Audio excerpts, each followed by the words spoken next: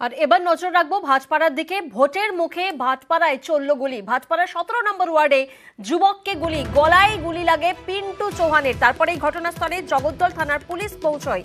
অর্থাৎ ভাটপাড়ায় আতঙ্কের বাতাবরণ তৈরি হয় এলাকায়, নিমেষে থমথম হয়ে যায় গোটা চত্বর।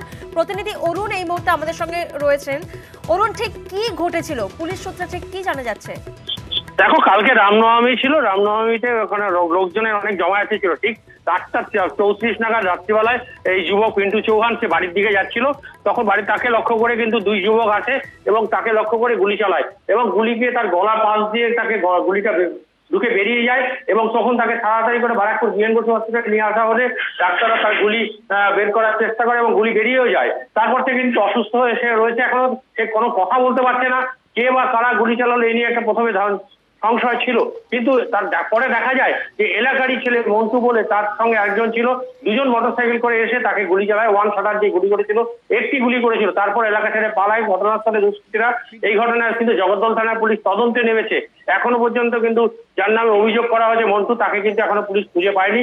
জগদ্দল থানার পুলিশ বিভিন্ন কারণে তাকে খুঁজে বেড়াচ্ছে। খোঁজে রয়েছেন পুলিশ, কিন্তু পরিবারের তরফ থেকে ঠিক কি অভিযোগ করা হচ্ছে শোনাবো আপনাদের। 4 गो लड़का मिल के अपना हंसी मजाक कर रहा था 8 नंबर लाइन में। अब मजाक करते हुए मोहन का लड़का निकाल दिया, हाँ, और ठोक दिया। हमारा लड़का जूट मिल में नौकरी करता है। ভোটে গরম ভাটপাড়া, আর এই নিয়েই শুরু হয়েছে রাজনৈতিক তরজা।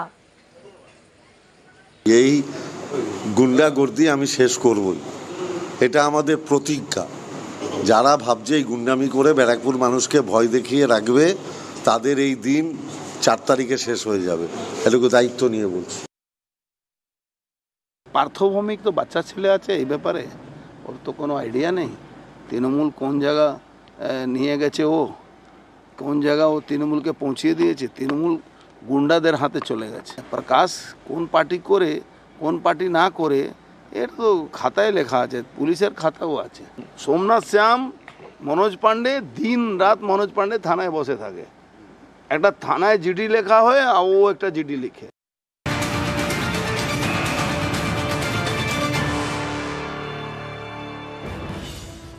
আর যে ছবি আপনাদেরকে দেখাচ্ছে, বিষ্ণুপুর থেকে ছবি সামনে উঠে আসছে। বিজেপির কার্যালয়ে হামলা, কার্যালয়ের ভিতরে ফ্লেক্স ছেঁড়ার অভিযোগ সামনে উঠে আসছে এবং ফ্লেক্স ছেঁড়ার অভিযোগ তৃণমূলের বিরুদ্ধে।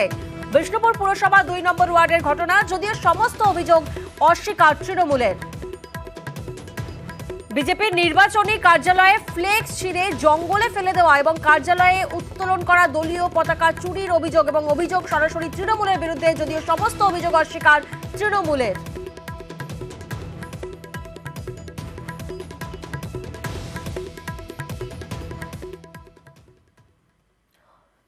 অন্যদিকে জামুরিয়ায় বোমাবাজির অভিযোগ। জামুরিয়ার বাগডিহা গ্রামে বোমাবাজির অভিযোগ, যেখানে প্রতিবেশীর বাড়ি লক্ষ্য করে বোমা ছোড়ার অভিযোগ।